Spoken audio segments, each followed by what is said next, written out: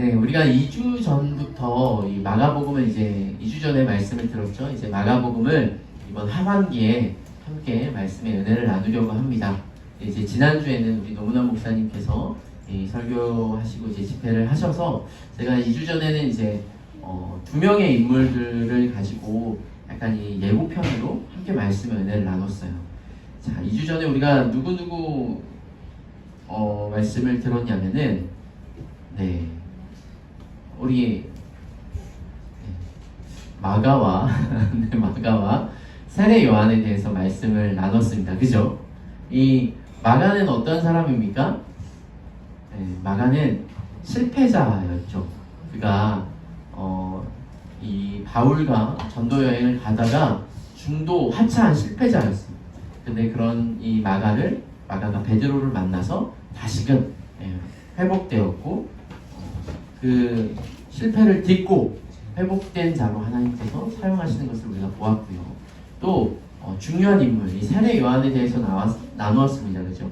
이 세례 요한은 예수님께서 그에게 하나님께서 그에게 예수님 앞에 그 길을 준비할 자로 하나님이 예비하신 인물이었고요. 그러니까 단순한 광야에서의 단순한 삶이었지만 그의 인생을 하나님 앞에 온전히 드렸던 적극적이고 능동적인 인물이었다. 네.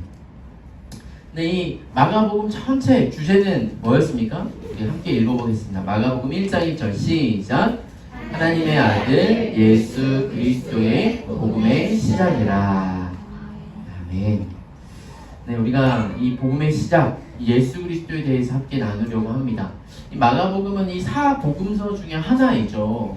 그런데 이렇게 또 복음서를 하면 또 언제 제가 복음서를 할지는 또 모르겠지만 이 마가복음을 통해서 이 마가복음이 첫 번째 제일 처음 쓰여진 복음이니만큼 또 이 말씀을 나눌 때 우리가 예수님이 누구인지에 대해서 좀 집중을 했으면 좋겠어요.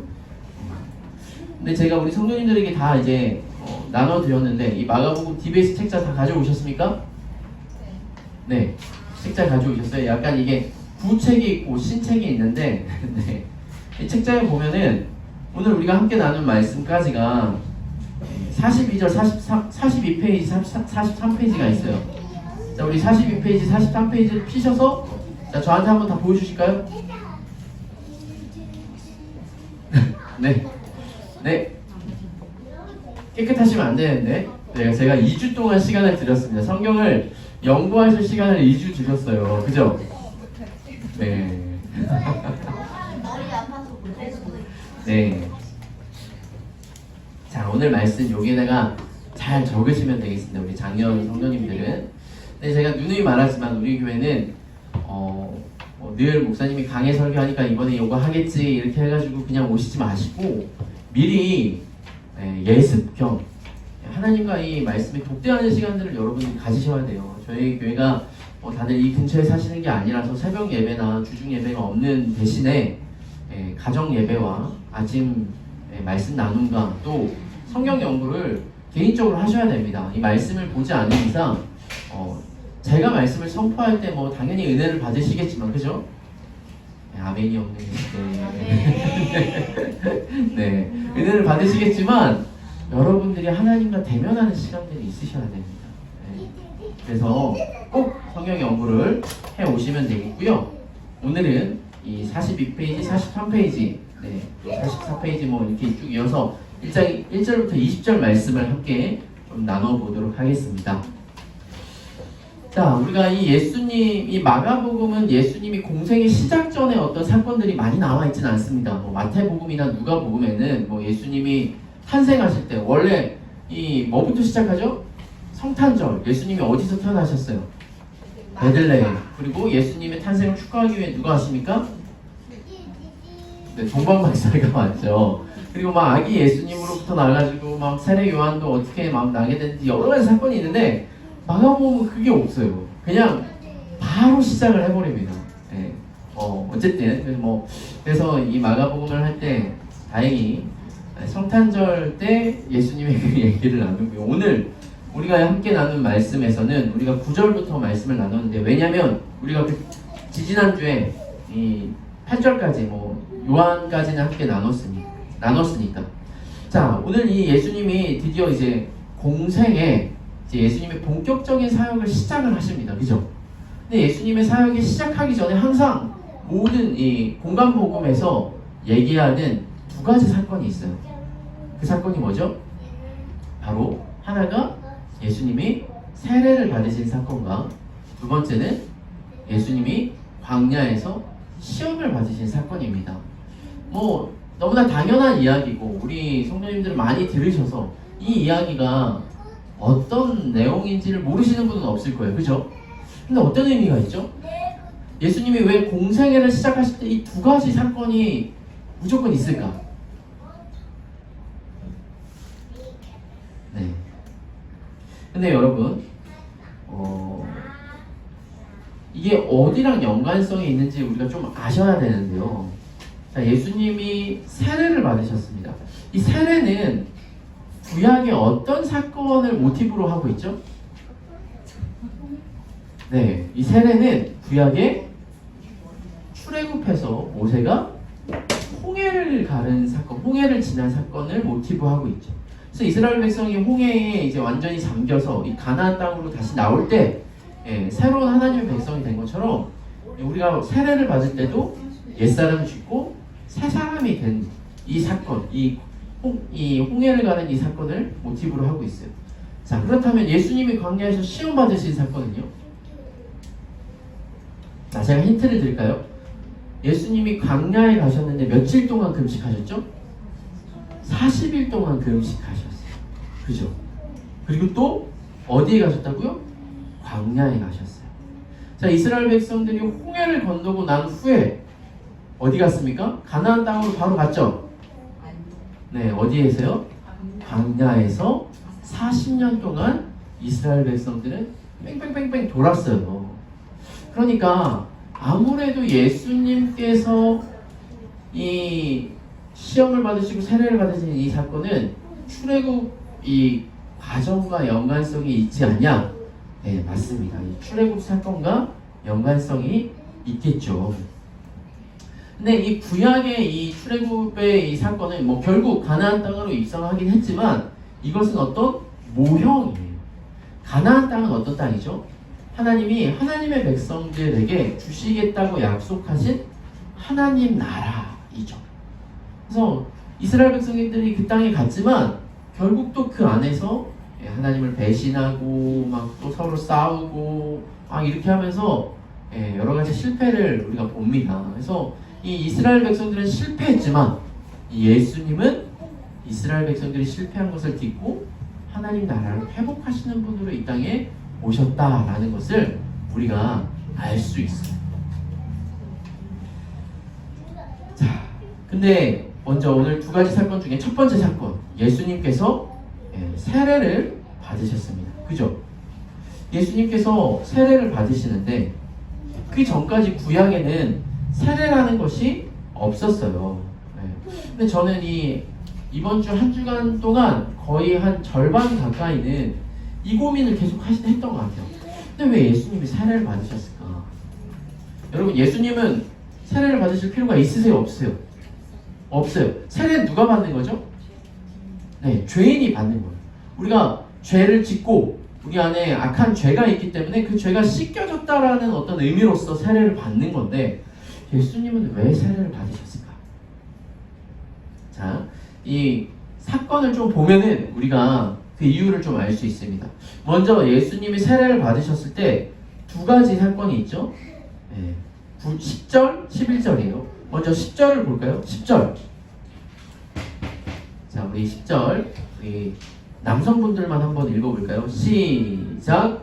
곧 물에서 올라오실새 하늘이 갈라짐과 성령이 비둘기같이 자기에게 내려오심을 보시더니. 자, 쉽게 설명하면 세례 받으실 때 뭐가 내려왔다고요? 성령님께서 내려오셨어요. 성령. 자, 성령이 내려오는 건요, 여러분 이 사건과 연관성이 있습니다. 네, 어떤 사건이냐면 네, 바로 지금 누가 기름을 부음 받고 있죠? 다윗 왕이 사무엘에게 기름 부음을 받는다. 자, 근데 왜 다윗에게 사무엘이 기름을 부을까요? 사무엘은 누구죠? 선지자예요. 다윗은 장차 왕이 될 사람이라서 하나님이 사무엘에게 다윗에게 이 다윗의 많은 형들에게 기름을 부으라고 한 게 아니라 다윗에게 기름을 부으라고 했어요. 왜요? 하나님의 영이 그와 함께하고 그가 왕이 될 사람이기 때문에 그런 거죠. 자, 다시 예수님의 세례로 가봅시다. 지금 누가 세례를 주고 있어요? 네, 세례 요한. 근데 세례 요한은요, 또 다른 별명이라고 할까요? 명칭이 있는데요. 뭐냐면 마지막 선지자예요. 사무엘 선지자가 다윗에게 기름 부었듯이 마지막 선지자인 세례 요한이 누구에게? 예수님에게 세례를 드리는 거죠. 자, 이게 어떤 의미냐고요? 네, 왕에게 기름을 붓는 것처럼 진짜 이 땅에 마지막 왕으로 오시는 그 예수님에게 마지막 선지자인 세례 요한이 세례를 주는 것입니다. 그래서 그때 세례를 받을 때 하늘에서 뭐가 내려요? 성령이 비둘기같이 오는 것이죠. 성령이 왔다라는 것은요, 이제 마지막 시대가 됐다라는 거예요. 이 구약 시대에도 성령이 오시면 뭐 요엘서 말씀이라든지 이사야서 말씀이라든지 뭐 지금 다 찾아보기는 어렵지만 이 성령님께서 오실 때가 마지막 시대. 그래서 성령님이 함께 하시는 이때부터가 우리는 종말이라고 합니다. 종말. 왜요? 이 예수님이 마지막으로 재림하셔서 심판하실 그때가 완성된 하나님 나라고요. 지금 우리는 종말의 때를 살아가고 있는 거예요. 그래서 그 종말의 때가 어떤 때이냐?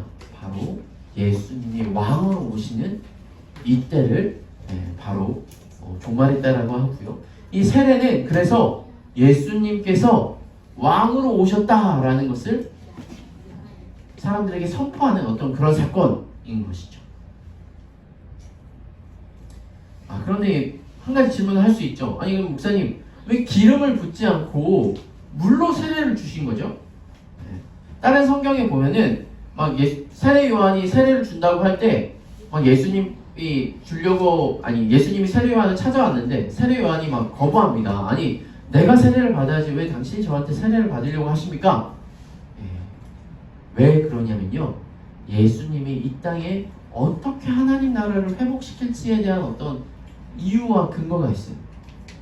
예수님이 이 땅에 진짜 왕으로 오셨다면 여기에 오시는 게 아니라 진짜 왕으로 오시긴 했죠. 제가 말한 왕이라는 것은 로마의 압제에서 해방할 그런 정치적인 왕으로 오셨다면은 여기에 오시는 게 아니라 로마 왕국에 계셔야 돼요.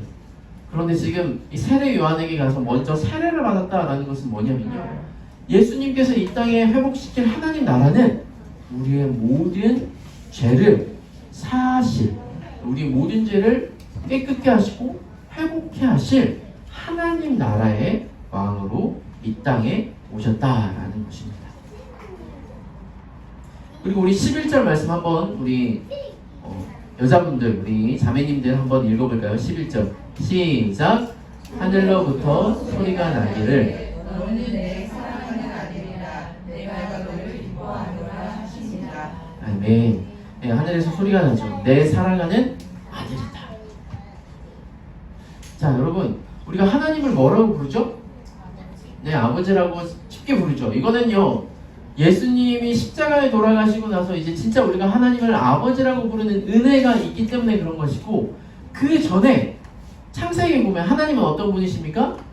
창조주이자 모든 것을 다스리시는 통치주. 우리가 주라는 말은 왕이라는 말이에요. 자, 이 모든 나라의 왕, 모든 열방, 지구상의 모든 만물의 왕은 누구십니까? 하나님이십니다. 그분이 내 아들이라고 했어요. 여러분, 황제의 아들 우리가 뭐라고 합니까? 네, 지금 여러 마리 지금 딱 제가 유리가 답을 할 것 같아서 유리를 봤는데 유리는 몰라요라고 했고요. 다른 분들은 황제의 왕을 우리 네. 우리 제가 어렸을 때는 뭐죠? 대하 드라마 이런 걸 좀 막 왕건 이런 걸 봤는데 대하 드라마 볼 일이 요즘 별로 없죠? 네. 황제의 아들을 세자라고 하던가 태자 뭐 이렇게 하긴 합니다. 그렇게 불러요. 네. 그런데 왕이 아니기 때문에 신하들이 막 함부로 하죠. 그렇지 않아요. 이 사람은 곧 왕이 될 사람이기 때문에 거의 왕과 같이 극진히 존대를 하는 겁니다. 지금 예수님께서 비록 누추한 옷을 입고 세례 요한에게 세례를 받으시지만 하늘에서 뭐라고 하세요? 모든 열방의 왕이신, 모든 만물의 왕이시고 창조하신 그 하나님이 내 아들이다 라고 그분이 인정하시는 거예요. 그렇다면 그분은 또한 하나님과 같이 왕이시자 모든 것을 다스리시는 분이신 것이죠. 우리가 이 예수님께서 세례를 받으신 이것을 통해서 예수님은 누구십니까? 이 땅에 참된 왕으로 오신 분이십니다. 하나님의 아들이시자 성령님께서 함께 하시는, 벌써 삼위일체 하나님이 나오셨죠? 이 삼위 하나님이 함께 하시며 우리를 모든 죄에서 구원하시고 하나님 나라를 회복시키는 참된 왕으로 이 땅에 오시는 것을 우리가 볼 수 있죠. 사랑하는 성도 여러분, 우리가 솔직히 예수님을 우리의 왕으로 인정하지 않는다 할지라도 그분 스스로가 하나님의 아들이시자 왕이심을 하나님도 인정하실 뿐만 아니라 모든 만물이 그를 하나님의 아들 또 왕으로 인정하고 있습니다. 우리가 이 사실을 믿어야 하죠. 우리가 솔직히 살아가는데 이게 우리가 큰 연관성이 없을 수도 있어요. 솔직히 지금 우리나라 대통령이신 것과 내가 오늘 이 하루를 살아가는 게 내가 그분을 만날 것도 아니고 그분이 나랑 가까운 것도 아니고 나랑 상관이 없지 이렇게 생각할 수 있잖아요. 그런데 그렇지 않죠. 우리가 누가 이 나라의 대통령이냐에 따라 지금도 이제 막 미국 올해 이제 10일 후에 미국의 어떤 이 대통령 선거를 하는데요. 이 대통령이 해리슨이 여자가 맞나요? 해리슨? 이 여자가 될 것이냐 아니면 트럼프 이 사람이 될 것이냐에 따라서 전 세계의 경제 판도가 달라져요. 우리나라도 주식 투자를 할 때 누가 대통령이 돼서 누구를 하느냐에 따라서 달라지는 것처럼 누가 왕이냐에 따라서 우리의 삶의 모습과 우리가 살아가는 어떤 삶의 방향성이 달라지는 것이죠. 사랑하는 우리 성도 여러분, 하나님도 예수님을 왕으로 인정하십니다. 그렇다면 우리는 어떻게 됩니까? 그분을 더욱더 왕으로 인정하고 살아가는 우리 성도님들 되시길 축원합니다. 내 삶에 지금 당장 보여주는 큰 일이 별 일이 없을 수 있어요.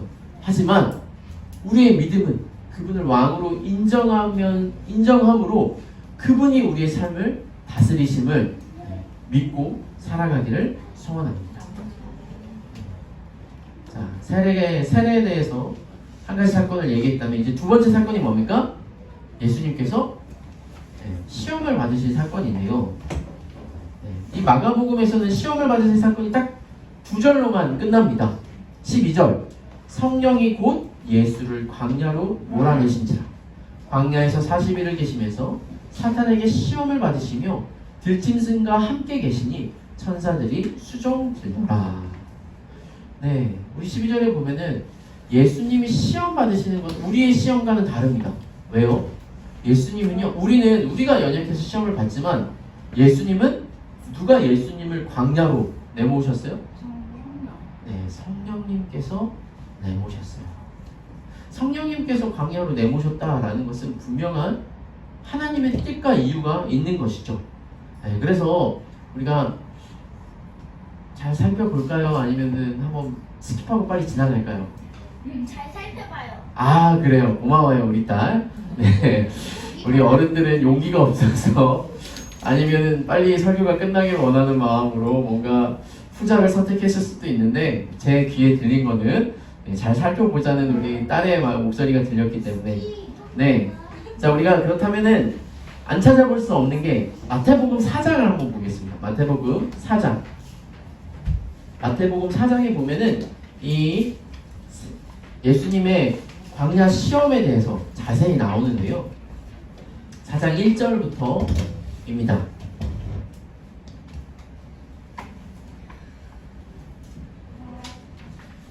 1절부터 먼저 4절까지 제가 읽겠습니다. 그때 예수께서 성령에 이끌려 마귀에게 시험을 받으러 광야로 가사 40일을 밤낮으로 금식하신 후에 줄이신지라 시험하는 자가 예수께 나와 이르되 내가 만일 하나님의 아들이거든 명하여 이 돌들로 떡덩이가 되게 하라.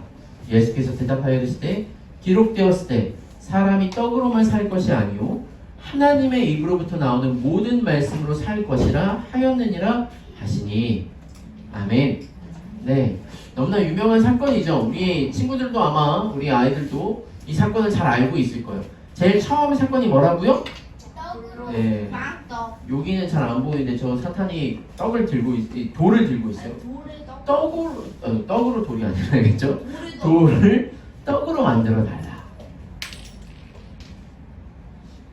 자, 그런데 마태복음 여러분들 다 피고 계십니까?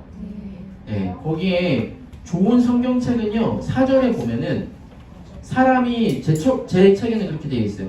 사람이라고 되어 있는 기억 앞에 사람이라는 이 글자 앞에 기억으로 되어 있고요. 그게 뭐냐면 관주라는 거예요. 관주. 네. 그래서 이게 어디랑 연결이 되어 있냐면 제 오른쪽 밑에 기억해서 저는 신명기 8장 3절로 되어 있습니다. 혹시 여러분들 성경책 그렇게 되어 있으십니까?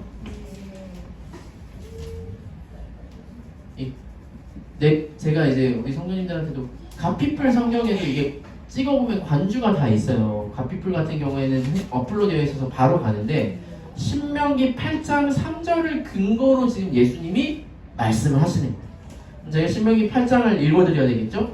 신명기 8장 2절부터입니다. 내 하나님 여호와께서 이 40년 동안 내게 광야길을 걷게 하신 것을 기억하라. 이는 너를 낮추시며 너를 시험하사 내 마음이 어떠한지 그 명령을 지키는지 지키지 않는지 알려 하심이라.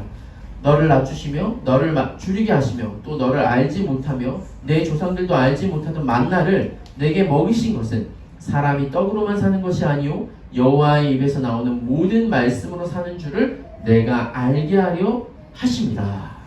아멘. 자, 지금 이 말씀을 근거로 예수님이 사탄을 물리치신 거예요. 첫 번째. 자, 그런데 여기서 보면은 중요한 단어가 있는데 뭐냐면요 시험이에요. 자, 질문 받습니다. 왜 사탄의 옷에 여기 왕관이 그려져 있어요? 자, 저거는 그냥 그림이니까 너무 신경 쓰지 마세요. 네, 우리 어린 친구들을 위한 그림이니까 이 그림에 너무 신경 쓰지 마세요. 자, 그런데 제가 여기서 중요하다고 한 단어가 뭐라고요? 시험이라고 했어요. 시험. 우리가 좋아하는 단어가 아니죠. 그런데요. 그래요. 우리가 좋아하는 단어가 아니에요. 찐으로 말했어요. 근데 여기서 왜 시험이라는 단어를 말하냐면요. 이 시험이 하나님이 이스라엘 백성들을 시험하시는 거예요. 왜냐하면 자, 성경을 다 찾아보기 어렵기 때문에 제가 말씀을 드릴게요. 이스라엘 백성들이 홍해를 건넜죠. 그죠? 홍해를 건너서 어디로 갔다고요? 광야로 갔어요. 광야는요 막 먹을 게 많고 막 동물들도 많고 막 그렇다. 그죠? 아니요. 네, 광야는요 사막과 같고요 먹을 것도 없고요 척박해요. 근데 왜 가? 그래서 이스라엘 백성들이 그 광야를 가니까 뭐 첫날은 뭐 싸운 것도 있으니까 막 먹고 막 그렇게 했는데 이틀이 지나고 3일이 지나고 4일이 지나니까 계속 걷는 것도 너무 힘들어. 그리고 물도 있어요 없어요? 없어요. 물도 없어요. 먹을 것도 없으니까 이스라엘 백성들이 하나님 앞에 불평과 불만을 하는 거예요. 뭐냐면은 하나님 우리가 지금 너무 배고픕니다. 너무 먹을 게 없어요. 하나님이 저희에게 먹을 걸 주셔야죠. 왜 먹을 것도 없이 이 광야에 우리를 내보내셨습니까? 이렇게 고백을 막 핑계를 대는 거예요. 그러면서 뭐라고 하냐면요. 우리가 먹을 게 없으니까 죄를 지을 수밖에 없다라고 얘기를 하는 거예요. 말이 안 되는데. 뭐 속담으로 하면 목구멍이 포도청이다 막 이런 얘기가 있는데 그걸 들은 하나님은 어떻게 하셨을까요? 화가 나시는 거죠. 왜냐하면 이스라엘 백성들이 지금 범죄하고 하나님을 배신하는 것이 과연 그것 때문일까? 그래서 하나님이 뭐라고 말씀하시냐면요. 보라, 내가 너희를 위하여 하늘에서 양식을 비같이 내리리니 백성들이 나가서 일용할 것을 날마다 거둘 것이라. 이같이 하여 그들이 내 율법을 준행하나 하지 아니하나 내가 시험하리라. 지금 하나님이 이들에게 하신 시험이 뭐예요? 네, 만나를 주시고 메추라기를 주시죠. 근데 이게 우리는 뭐 그림도 너무 이쁘게 그렸기 때문에 하나님이 주시는 은혜이기도 해요, 여러분. 그런데요, 하나님 앞에 불평불만하는 사람들에게 만나를 주시면서 하나님이 시험하신다고 합니다. 뭐라고요? 야, 내가 너희들이 하지도 않아도 되는 하늘에서 먹을 것을 내려줄게. 그러면 너희들이 나를 불평하고 불만하지 않고 내 율법을 잘 지키는지 내가 볼 거야. 자, 이걸 봤는데 이 이스라엘 백성들이 다 지켰을까요? 안 지켰을까요? 안 찍혔어요. 안 지켰어요. 당연히. 자, 우리가 이것을 통해서 알 수 있는 게 뭡니까?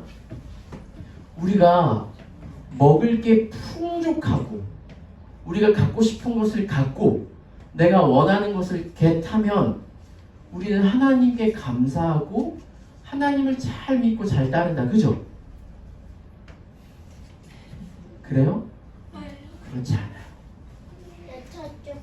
이 사단이 이 예수님한테 시험한 첫 번째 시험은 여기에 있어요. 우리가 죄를 짓고 하나님을 떠난 백성이 우리에게 있는 것들이 풍족해지며 우리의 외부적 조건들이 만족되어질 때 우리가 하나님을 잘 믿고 하나님을 따르고 하나님을 찾느냐? 그렇지 않다라는 거예요. 우리에게 진짜 필요한 것은 뭐죠? 외부적인 환경과 조건이 아니라 바로 내적인 조건. 우리에게 떡이 필요한 것이 아니라 우리를 구원해 주실 메시아가 필요한 것인 거죠.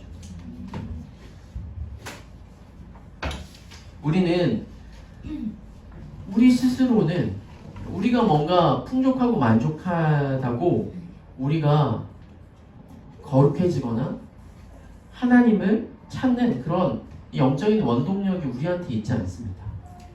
저도 제 인생을 살아가면서 여러 가지 시도를 해봤겠죠. 제가 죄를 짓지 않으려고 여러 가지 시도를 해봅니다. 조금이라도 하나님 뜻을 따르려고요. 그런데요, 그 환경이 변하는 건요, 잠시 잠깐이에요. 여전히 우리는 죄인입니다. 좀 더 나아진 것 같은데요. 우리가 어떤 것들이 해결되면 좀 더 나아진 것 같은데요. 아니요, 그거에 또 다른 어떤 문제를 일으키는 잠시 그것들이 바뀌었을 뿐이지 우리는 하나님을 찾지 않는 죄인일 뿐입니다. 그런 얘기가 있다고 해요. 뭐 저는 그렇지 않은데 이제 뭐 막 손에 땀이 많은 사람, 손에 너무 땀이 많아서 이걸 무슨 병이라 그랬죠? 다한증. 다한증. 그래서 손에 땀이 많은 다한증인 사람이 너무 땀이 많아서 이거를 막 수술을 하거나 이거를 막으면은요, 다른 데서 막 땀이 더 난다고 하죠. 그런 것처럼 우리가 어떤 문제 하나를 해결한다고 우리는 하나님으로 고백하거나 쫓지 않은 죄인입니다. 그래서 우리가 이것을 통해서 알 수 있는 것은 무엇입니까? 첫 번째 시험. 우리가 배부르면 죄를 짓지 않습니까? 아니요. 우리에게 필요한 것은 떡이 아니라 뭐라고요? 하나님입니다.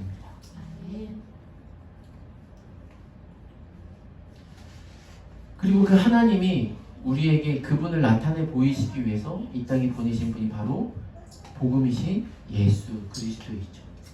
우리가 예수님께 나아갔을 때만 진정으로 우리의 모든 문제가 해결되는 줄 믿습니다. 네. 자, 첫 번째 시험, 돌을 떡으로 바꿔달라는 시험은 예수님께서 이렇게 이기셨어요.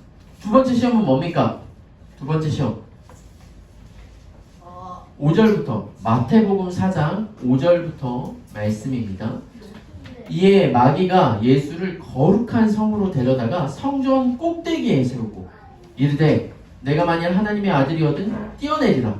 기록되었을 때 이제 이 사탄도 하나님의 말씀으로 지금 시험을 해요. 그가 너를 위하여 그의 사자들을 명하시리니 그들이 손으로 너를 받들어 발이 돌에 부딪히지 않게 하리로다 하였느니라. 그러니까 무슨 말이냐면요, 야 성경에 하나님의 아들이 뛰어내릴 때 발에 돌에 떨어지지 않도록 받들 거야 라고 성경에도 써있잖아. 너가 진짜 하나님의 아들이면은 이 높은 곳에서 뛰어내려봐. 그러니까 예수님이 뭐라고 하십니까? 7절 예수께서 이르시되 또 기록되었을 때 주 너의 하나님을 시험하지 말라 하였느니라 하시니. 예. 여기서도 관주가 있죠. 관주.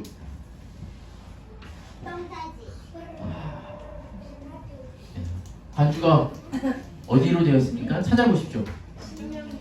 신명기 6장 16절. 네, 이것도 이 출애굽 사건이랑 또 관련되어 있죠. 네, 여러분. 신명기 6장 16절 제가 읽어드릴게요. 너희가 마사에서 시험한 것 같이 너희 하나님 여호와를 시험하지 말고. 자, 이 떡덩이, 돌떡덩이는 하나님이 시험한 거라면 이 여기서는요 이스라엘 백성들이 하나님을 시험했는데 어디서 시험을 해요? 마사에서 시험을 해요. 자, 마사가 어디냐? 이 마사가 이스라엘 백성들이요 아까는 이제 먹을 거였지만 이제는 뭐가 필요하냐면 마실 게 필요한 거예요. 이 르비딤이라는 곳에 이르러서 이 마실 물이 없으니까요 누구를 원망하냐면요 모세를 막 원망합니다. 이제 하나님을 원망하면 안 될 것 같으니까 막 모세를 원망하죠. 그러니까 막 모세가 이제 하나님 앞에 나가서 하나님 이 사람들을 보십시오. 이 저한테 이러고 있습니다. 어떻게 해야 됩니까?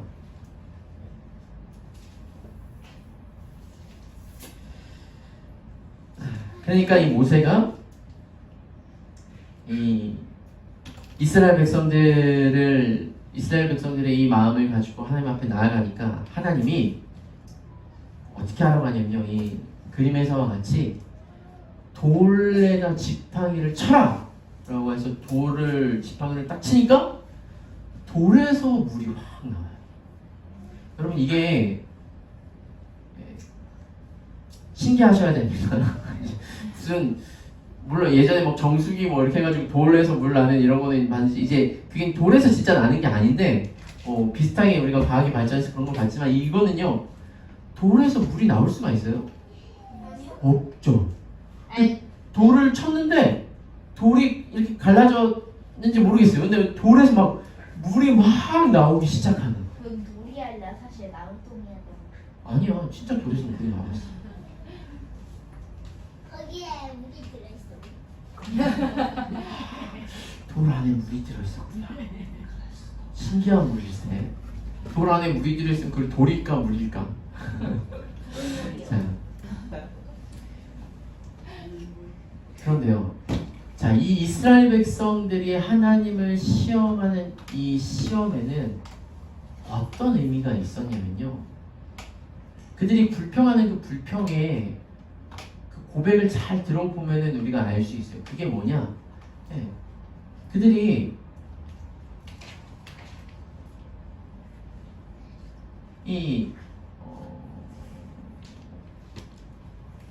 우리가 애굽에 있을 때, 애굽에 있으면은 우리가 잘 먹고 배불리 먹고 잘 살았을 텐데 왜 우리를 이쪽으로 이끌고 왔느냐라고 말하면서 약간 말도 안 되는 말을 해요. 왜 이들이 뭐 저희가 다 찾아보진 않지만, 그러니까 애굽에 있었을 때 우리가 막 고기도 먹고 막 평안하게 막 잘 먹었다. 그때가 그립다 이렇게 말하거든요.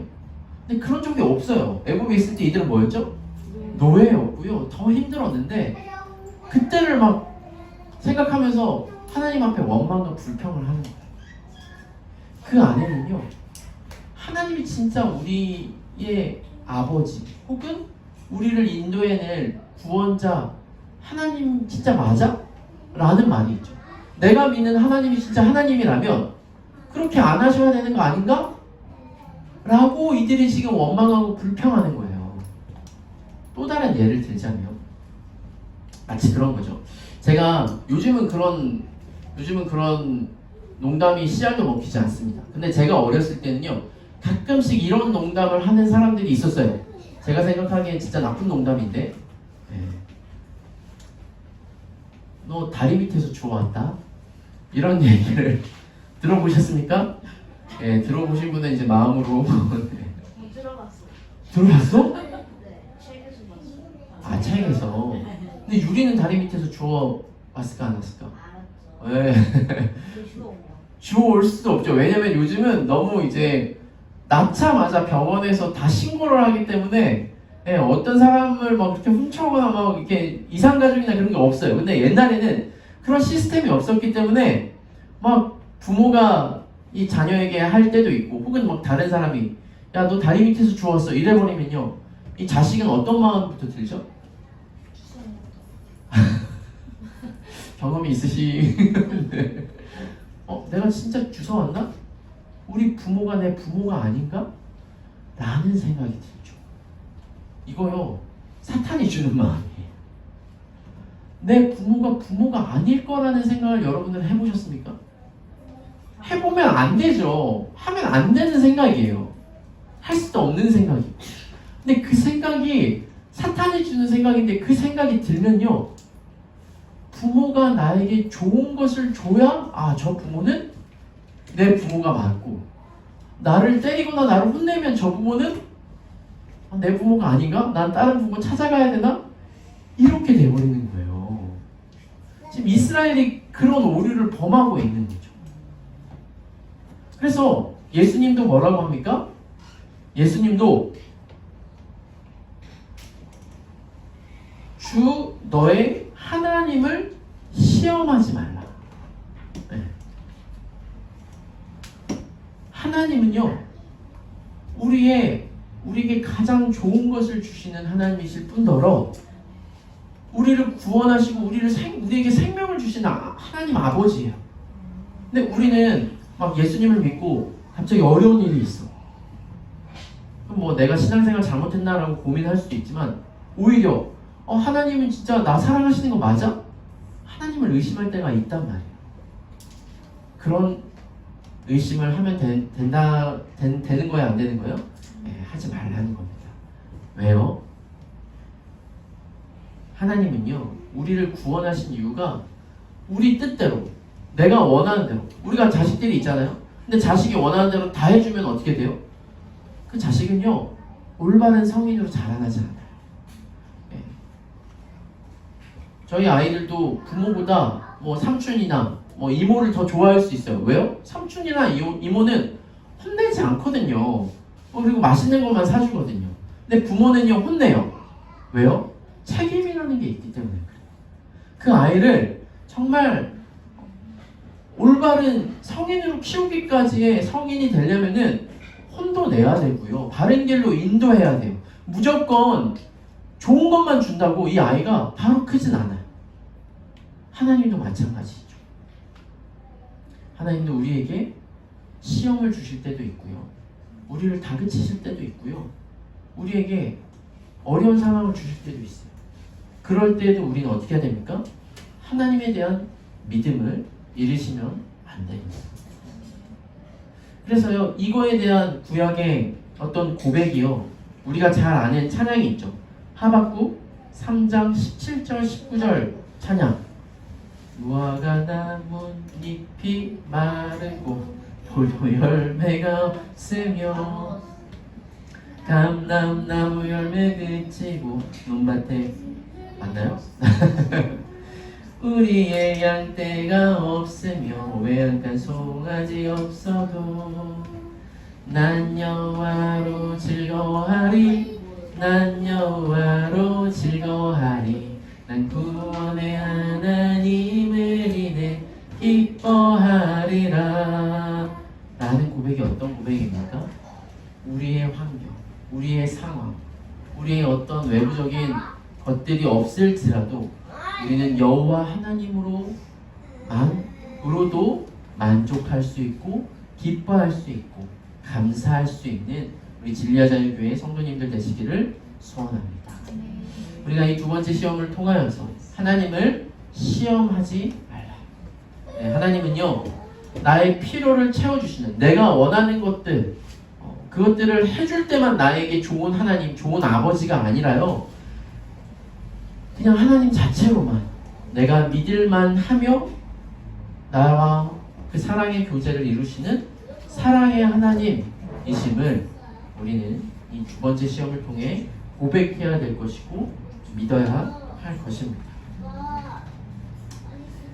네, 마지막으로 세 번째 시험 안 넘길게요. 세 번째 시험이 있는데요. 세 번째 시험 마태복음 4장 말씀 제가 세 번째 시험 읽겠습니다. 8절부터 말씀입니다. 마귀가 또 그를 데리고 지극히 높은 산으로 가서 천하 만국과 그 영광을 보며 이르되 만일 내가 엎드려 경배하면 이 모든 것을 내게 주리라. 이에 예수께서 말씀하시되 사탄아 물러가라. 기록되었을 때 주 너의 하나님께 경배하고 다만 그를 섬기라 하였느니라.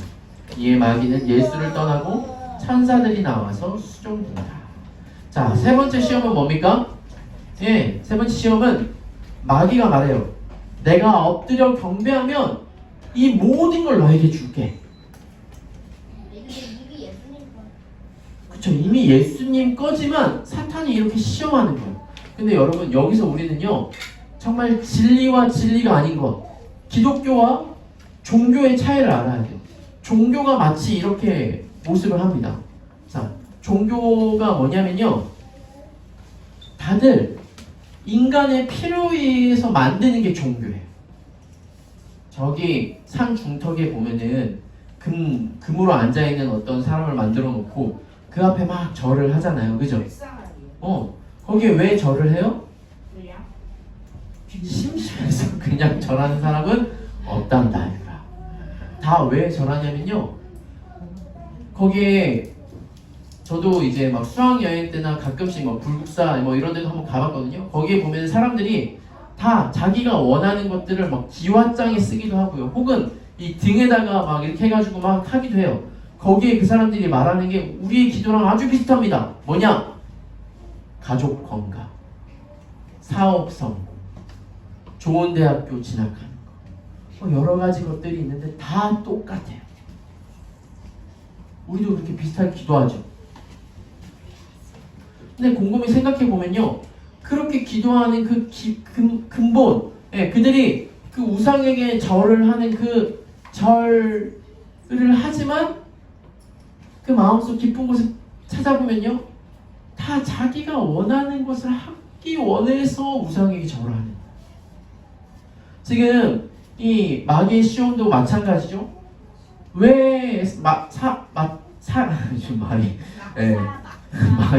사탄 왜 사탄에게 절하라고 해요? 세상을 다스릴 권한을 내가 갖고 싶어서 사탄에게 절하는 거야. 이미 있지. 이미 있는데 사탄이 그 절하는 게 어려워요, 쉬워요? 한 번 절하는 게 어려워요, 쉬워요? 쉬워요. 절하는 거는 그냥 무릎 한번 꿇으면은 내가 이 모든 걸 가질 수 있어. 하지만 이 모든 걸 갖는 대신 누가 주인이 돼요? 내가 주인이 되고 사탄이 주인이 돼서 살아가는 삶을 살아가는 거예요, 여전히. 이 마지막 시험의 핵심은 뭡니까? 예수님이요. 잘 들으셔야 돼요. 예수님이 이 땅에 오신 이유와 목적은요, 이 세상을 구원시키기 위해서 오신 것이 아니에요. 예수님이 이 땅에 오신 이유는 하나님의 뜻을 이루고 하나님께 순종하시기 위해서 오신 거예요. 하나님의 뜻이 우리를 구원하시는 거지, 예수님의 목적은 구원이 아니라 하나님의 뜻에 순종하는 것이다. 그러니까 예수님이 이 땅을 구원하시기 위한 목적이라면 지금 사탄한테 한번 절하고 이 모든 것을 내가 다스려서 구원하면 된단 말이지. 그런데 예수님은 굳이 사탄에게 절하지 않고 떠나가라. 그리고 다만 사탄을 물러가라. 기록되었을 때 주 너의 하나님께 경배하고 다만 그를 섬겨라 라고 말해요. 그러니까 예수님이 그 말에 순종해야 되는 분은 오직 사탄이 아니라 누구라고요? 하나님. 사랑하는 우리 성도 여러분, 우리가 진리한 자유교회가 아니다. 그죠? 네. 우리가 말하는 진리가 뭡니까? 내가 원하는 것을 이루기 위해서 교회에 와서 그걸 주의소 해주세요 이렇게 기도하는 게 아니라 그거와 상관없이 이 땅에 오신 그 예수님이 우리의 참 주인이시고 진리 되시며 우리를 구원하시는 분이시기 때문에 그분이 먼저 행하신 일, 그분이 우리를 위해서 행하신 일임을 우리가 그것을 믿고 순종하는 거예요. 그래서요, 우리는 예수님을 알라딘의 요술램프처럼 기도를 하거나 예수님을 믿지 않습니다. 진짜 믿음, 우리가 진리인지 알고 믿는 믿음은 어떤 믿음입니까? 이 다니엘의 새 친구처럼 다니엘의 새 친구는 확신했어요. 믿음도 있었어요. 하나님께서 우리를 구원해 주실 것이다. 그런데 여기서 그치지 않고 뭐라고요? 그리 아니하실지라. 내가 원하는 대로 되지 않는다 할지라도 세상 사람들의 어떤 종교와 우리의 기도와 다른 점이 무엇입니까? 우리도 기도할 수 있죠. 우리가 아플 때는 기도해야 돼요. 하나님, 내가 아픕니다. 나를 낫게 해주세요. 하나님, 이런 문제가 있습니다. 이 문제를 해결해 주세요. 라고 기도할 수 있어요. 그런데 거기서 그치지 말고요. 그렇게 기도할지라도 하나님, 내 뜻대로 되지 마시고 하나님 뜻대로 되기를 원합니다. 그리 아니하실지라도 내가 원하는 대로 되지 않을지라도 하나님은 하나님이시며 하나님이 원하시는 대로 하게 하옵소서 라고 기도하는 것이 우리의 기도입니다. 세 번째 시험이 우리에게 주는 교훈은 무엇입니까? 우리가 믿는 이 믿음은 수단이 아니라 목적이에요. 여러분들, 우리가 교회를 다니고 믿는 이 믿음이 수단이 되어서는 안 됩니다. 내가 원하는 것을 이루기 위해서 우리가 하나님을 믿는 것이 아니에요. 하나님은 이미 2000년 전에 예수님을 우리에게 보내셨고 그분이 행하신 일, 내가 이미 죄인 되었을 때, 죽을 수밖에 없는 죄인이었을 때 우리를 구원하셨다고요. 그래서 우리가 그분을 믿고 그분만이 우리의 목적이십니다. 내가 원하는 것을 이루기 위해서 하나님을 사용하는 것이 아니라 하나님만을 경배하고 하나님만을 예배하며 이 예배를 통해 하나님과 교제할 때 우리는 진정한 하나님 나라를 누릴 수 있는 것이죠.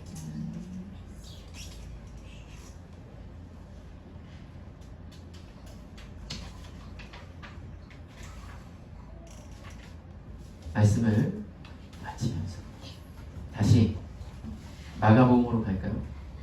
마가복음 오늘 말씀에 이 예수님이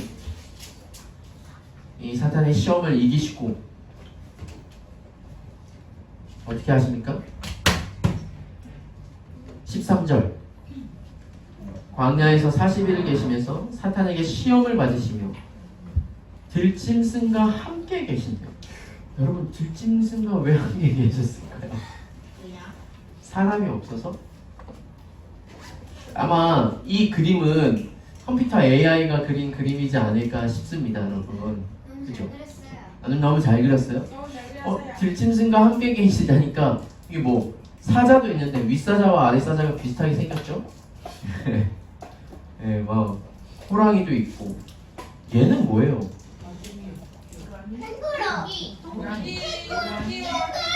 아, 네, 뭐 알았어요. 여러분들 생각하시는 대로 그렇게 생각하시면 돼요. 뭐든 상관이 없어요. 근데 이스라엘 캥거루가 있었나? 벼락? 사슴일 수도 있어요. 사슴. 그래요. 제가 알기로는 알았어요. 목사님이 알기로는 벼락 캥거루는 저기 호주에만 있는 걸로 알고 있는데 캥거루라고 하자. 자, 어쨌든 들짐승과 함께 계시다라는 말은 그냥 우리가 그냥 지나칠 얘기가 아니에요, 여러분. 그러니까 첫 번째 아담인 이 아담이 하나님 앞에 죄를 짓고 나서 이 피조 세계가 다 같이 저주를 받았죠. 그래서 이때부터 동물들도 서로가 서로를 잡아먹기 시작했어요. 그렇죠? 그래서 여러분 먹을 것이 없을 때는요. 근데 여러분 동물들이요 사람보다 훨씬 어떻게 보면은 뭐라고 해야 될까요? 깨끗하다고 해야 될까요?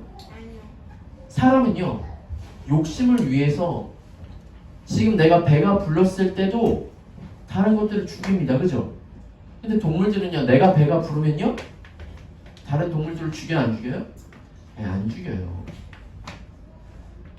저는 이걸 보면서 이거는 뭐 AI가 그린 거라고 하지만 아마 이런 그림이지 않을까? 저는 딱 그러면서 이 생각이 났어요. 우리가 어렸을 때 자주 하는 찬양인데요.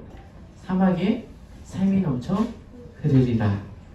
이 찬양에 보면은 사자굴에 어린이가 손 놓고 장난쳐도 울지 않고, 그리고 사자들이 어린 양과 뛰놀며 함께 뒹구는 바로 하나님 나라가 임한 모습인 것이죠.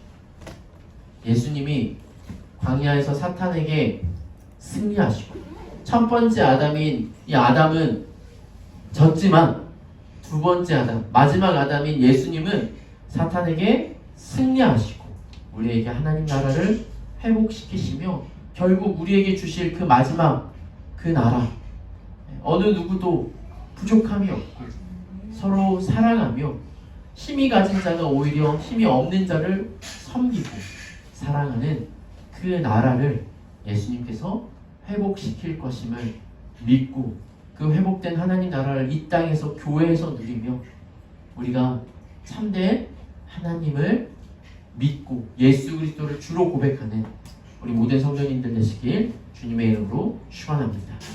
함께 기도하겠습니다.